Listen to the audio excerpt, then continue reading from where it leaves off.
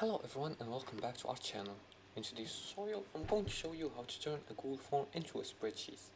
Google Forms can be linked directly to Google Sheets, allowing you to automatically store responses in a structured spreadsheet. This makes it easier to analyze data, create charts, and share results.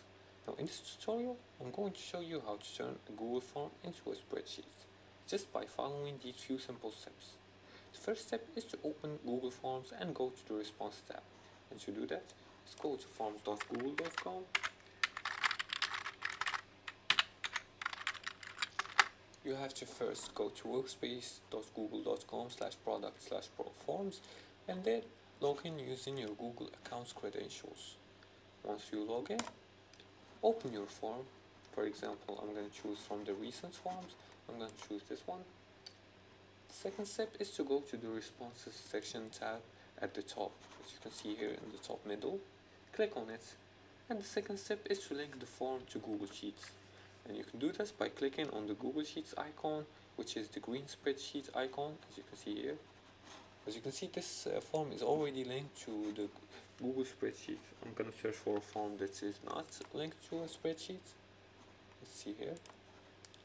As you can see, this form hasn't been linked to spreadsheets yet. I'm just gonna click on link to sheets, and here I'm gonna click on, you can either select create a new spreadsheet or choose an existing one.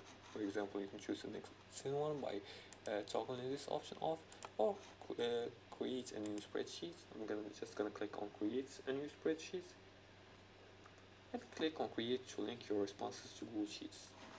Third step is to access the spreadsheet. Now Google Sheets will open automatically, showing real-time responses as they are submitted. You can now sort, filter, or analyze the data easily. And that's it for today's tutorial. Converting Google Forms into a spreadsheet helps with data organization, analysis, and sharing. Every new response will automatically update in the linked Google Sheet and keeping everything up to date. And that's it for today's tutorial. If you like this video and found this helpful, please like and subscribe, and feel free to leave a comment below the video if you have further more questions about this topic. Thanks for watching, and see you again in the next tutorial.